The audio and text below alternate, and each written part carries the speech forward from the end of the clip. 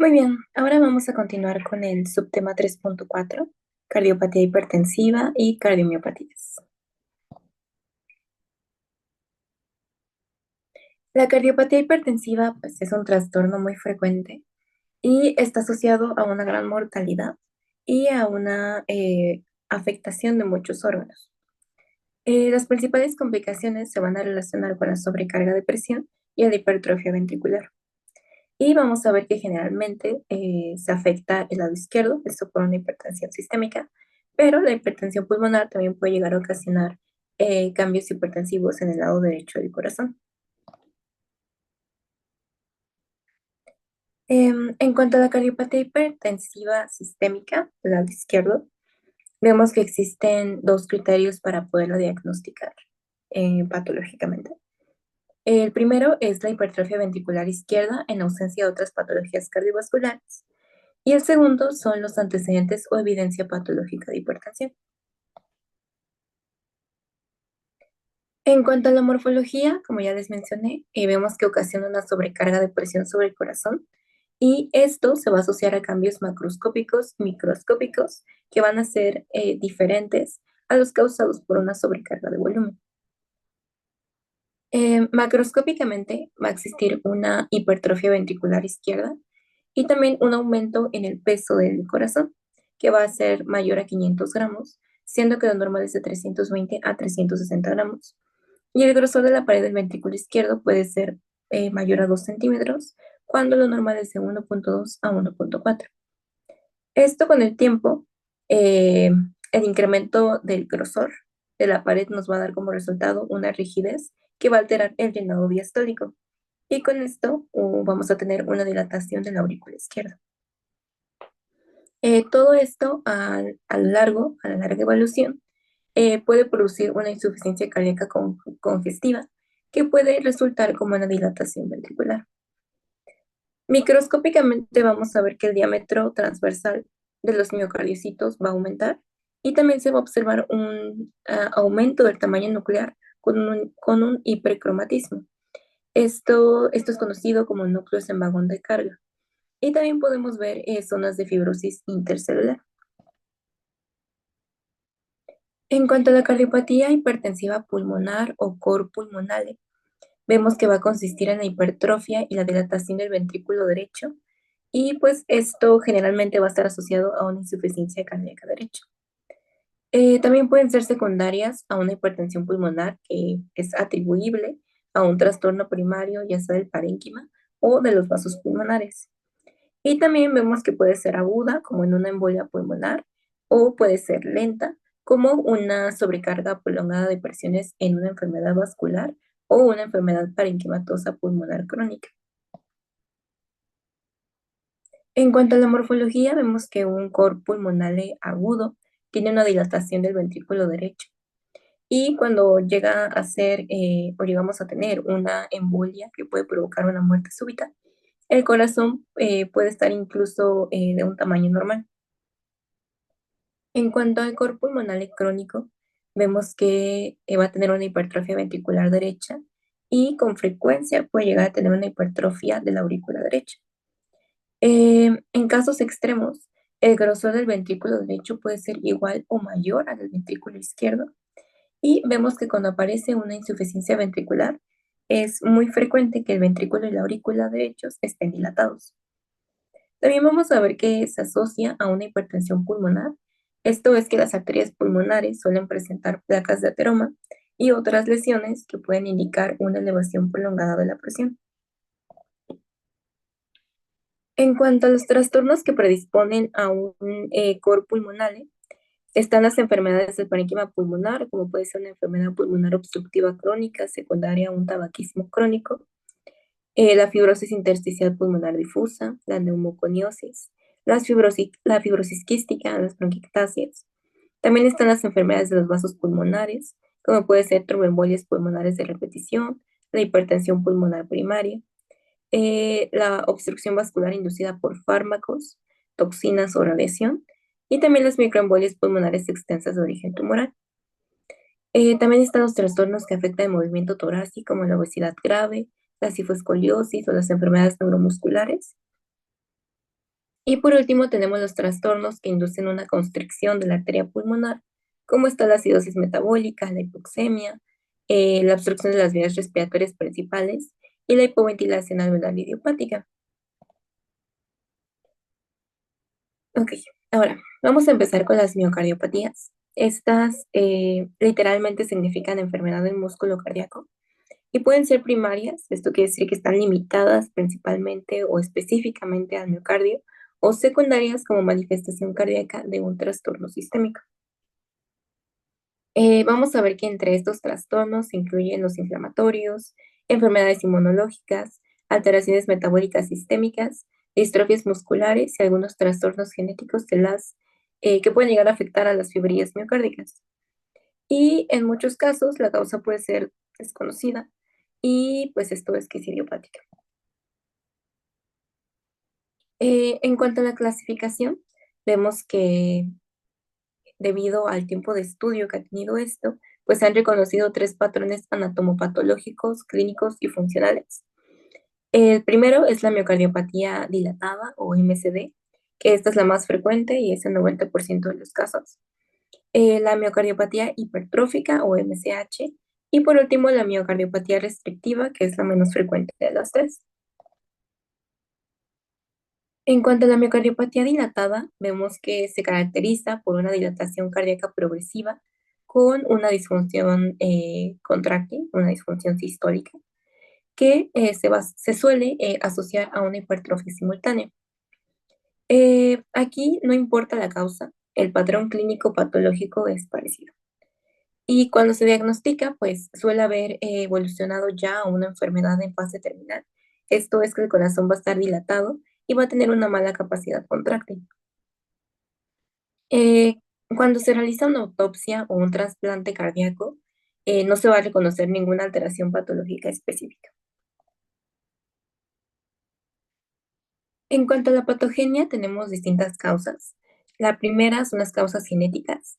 Se ha estudiado que existe una base hereditaria en el 20 al 50% de los casos y existen más de 40 genes con mutaciones.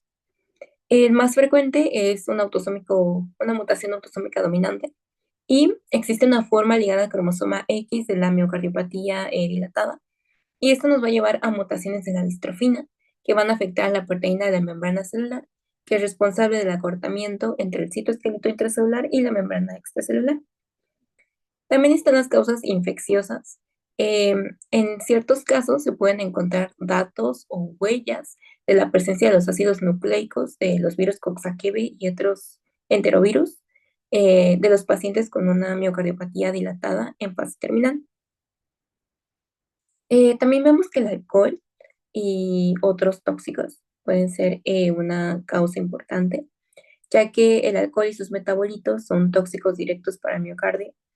Y vemos que el alcoholismo crónico se puede asociar a una deficiencia de tiamina. Esto es un elemento de la cardiopatía propia del beriberi. Y entre otros tóxicos está la doxorubicina, que es un quimioterápico, y el cobalto.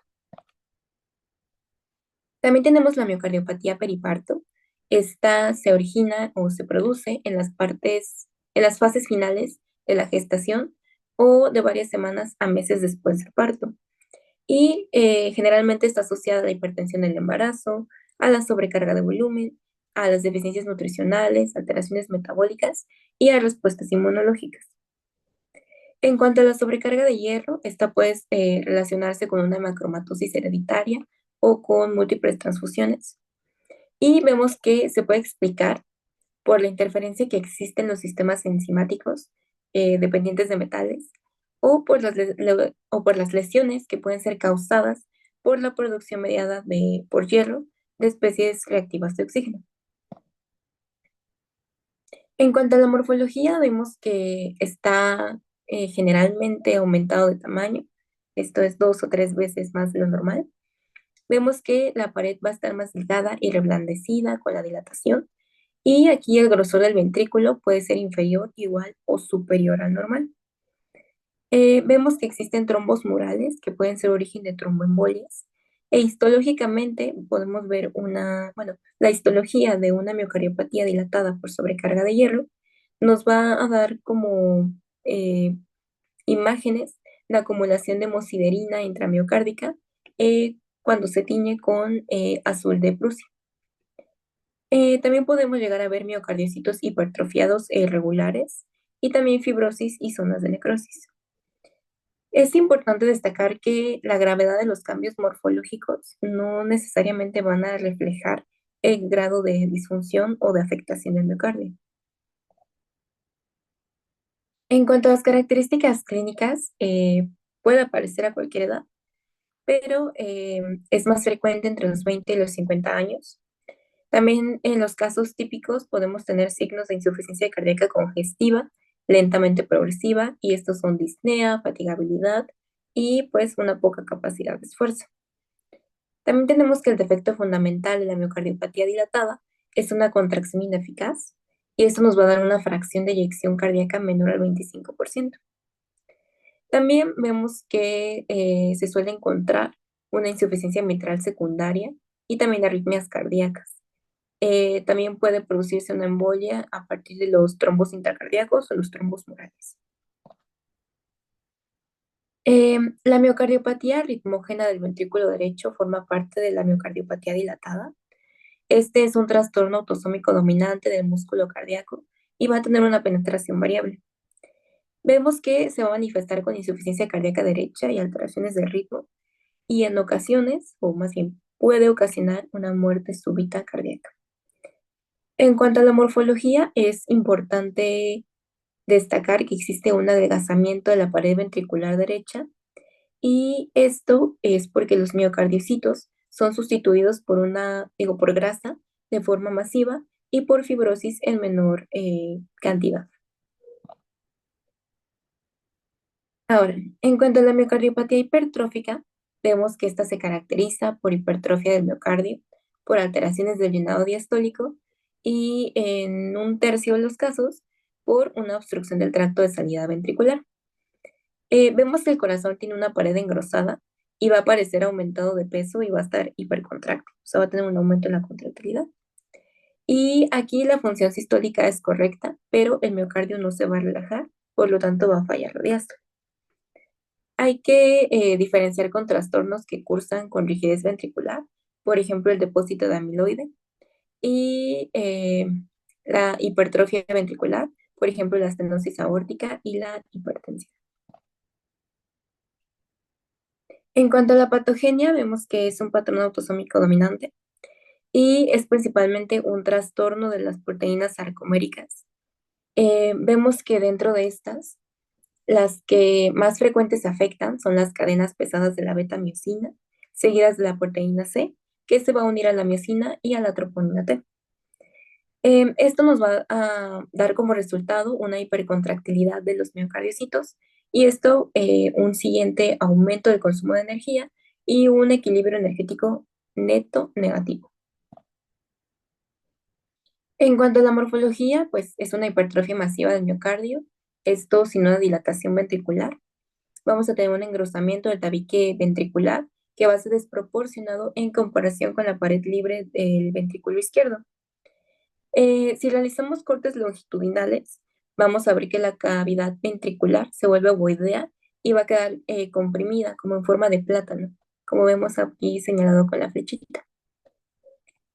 Em, Existe una placa endocárdica en el tracto de salida del ventrículo izquierdo, y va a existir también un engrosamiento de la valva anterior de la válvula mitral, que esto nos va a reflejar el contacto con el tabique durante la sístole ventricular, y esto nos da como resultado una obstrucción del tracto de salida del ventrículo izquierdo. En cuanto a la histología, vemos una marcada hipertrofia y una desorganización al azar de los miocardiocitos y también zonas de fibrosis intersticial. En cuanto a la miocardiopatía restrictiva, esta se va a caracterizar por una relación primaria de la distensibilidad ventricular, y esto nos da como resultado una alteración del llenado durante la diástole, y por lo tanto vamos a ver que la pared está más rígida. Veremos que la función contráctil está conservada y puede ser idiopática, o sea que no conocemos la causa, o está asociado a la fibrosis por radiación, la amiloidosis, la sarcoidosis o a los productos de los errores congénitos del metabolismo. Vemos que se encuentran tres formas importantes. Está, como ya mencioné, la amiloidosis, la fibrosis endomiocárdica y la endomiocarditis del Doerfler. En cuanto a la morfología, vemos que los ventrículos van a estar de tamaño normal o un poquito aumentados. Hay cavidades que, bueno, las cavidades no aparecen dilatadas y el miocardio está firme. Y vemos que la dilatación auricular se suele deber a un mal llenado ventricular con sobrecarga de presión. En cuanto a la histología, vamos a ver grados variables de fibrosis intersticial. Y en cuanto a la biopsia endomiocárdica, se suele poner de manifiesto la etiología específica. Ahora, en cuanto a la miocarditis, vemos que esta va a incluir un grupo variable de entidades clínicas en las que se van a destacar ciertos agentes infecciosos y o procesos inflamatorios del miocardio. Es importante poder diferenciar de la cardiopatía isquémica, ya que pues, el proceso inflamatorio pues, es consecuencia de otras lesiones miocárdicas. En cuanto a la patogenia, pues están las infecciones víricas. Los más frecuentes pues, son los virus Coxsackie A y B y otros enterovirus. También vemos que los agentes responsables se pueden identificar mediante datos o huellas de ácidos nucleicos en los tejidos infectados o mediante estudios serológicos. En cuanto a las no víricas, está la enfermedad de Chagas por Trypanosoma cruzi, también la Toxoplasma gondii, el transmisor más frecuente son los gatos, y esto es en sujetos inmunodeprimidos y también podemos tener como causa la triquinosis. En cuanto a las no infecciosas, está el lupus eritematoso sistémico o la poliomielitis, y también está por hipersensibilidad a la exposición a una gama amplia de sustancias. En cuanto a la morfología, pues si tenemos una fase aguda, el corazón puede estar normal o puede estar un poco dilatado. Y en estadios avanzados, el miocardio suele estar ablandado y con un aspecto moteado o como manchado, con áreas hemorrágicas o pálidas. También al estudio microscópico podemos encontrar edema, infiltrados inflamatorios intersticiales y lesión en los miocardiocitos. La imagen que se suele ver con más frecuencia es un infiltrado linfocítico difuso y también con frecuencia podemos ver que el componente inflamatorio es parchado y es posible no poderlo identificar en la biopsia endomiocárdica. También, si el paciente sobrevive en la fase aguda de la miocarditis, hay de dos. O las lesiones pueden resolverse sin secuelas importantes o pueden cicatrizar con una fibrosis que va a ir progresando. Finalmente, la clínica pues, es de un espectro amplio. Puede ser asintomática y se recupera sin secuelas. Y algunos pacientes pueden desarrollar de una forma abrupta, de una forma brusca, una insuficiencia cardíaca o arritmias que puedan culminar en una muerte súbita. Entre estos dos extremos de una como fase asintomática y otra que sí desarrolla síntomas, están múltiples grados de afectación con distintos síntomas como puede estar la disnea, las palpitaciones, el dolor y la fiebre. Y las características clínicas de la miocarditis se pueden como ser similares a un infarto agudo del miocardio.